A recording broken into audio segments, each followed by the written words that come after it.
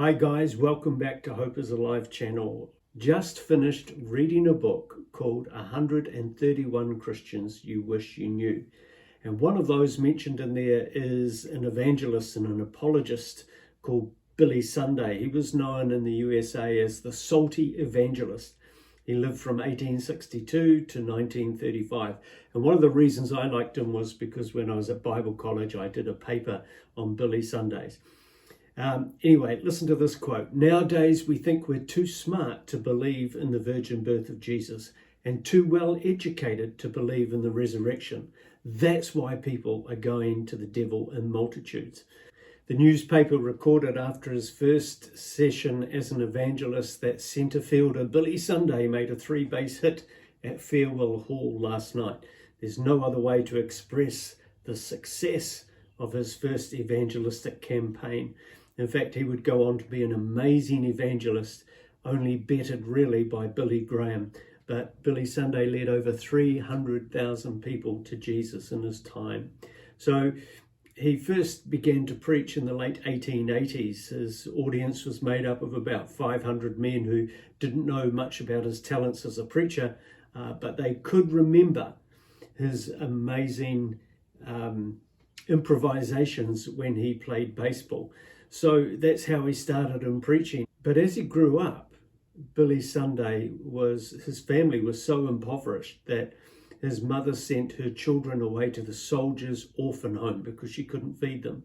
So Billy Sunday only survived with the support of his brother and his love for sport. He became a professional baseball player with the Chicago White Stockings in 1883. But he converted to Christianity in 1886. He felt an overwhelming, strong urge to preach the gospel. So the YMCA, yes, the YMCA, they convinced him to leave baseball and to preach at their services, which meant for him, he probably only got about a third of his previous salary. But he was known as a preacher who pranced and cavorted around the stage. So Christian leaders cringed.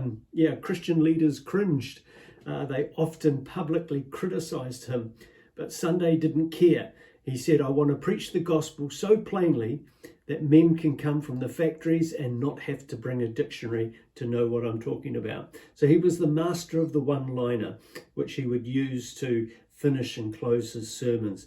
One of his most famous, you may well have heard it. I know I've used it on the street, but going to church doesn't make you a Christian any more than going to a garage makes you a car or an automobile, he said. So he used his whole body in his sermons. He didn't just sort of stand behind the pulpit and wag his finger.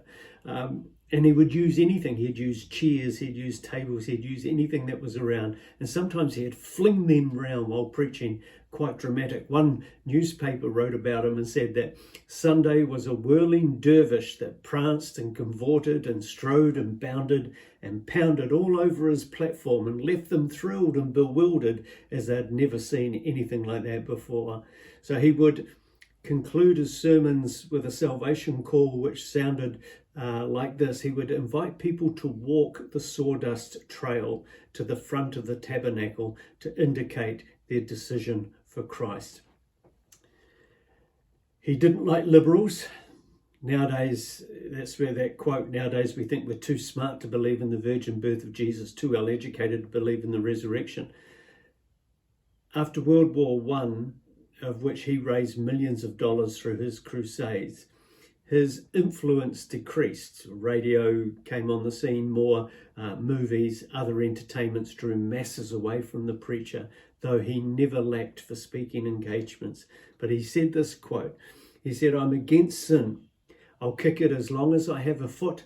I'll fight it as long as I have a fist. I'll butt it as long as I have a head. I'll bite it as long as I've got a tooth. And when I'm old and fistless and footless and toothless, I'll gum it till I go home to glory and it goes home to perdition. So that's just an excerpt from Gallian Olson's 131 Christians Everyone Should Know.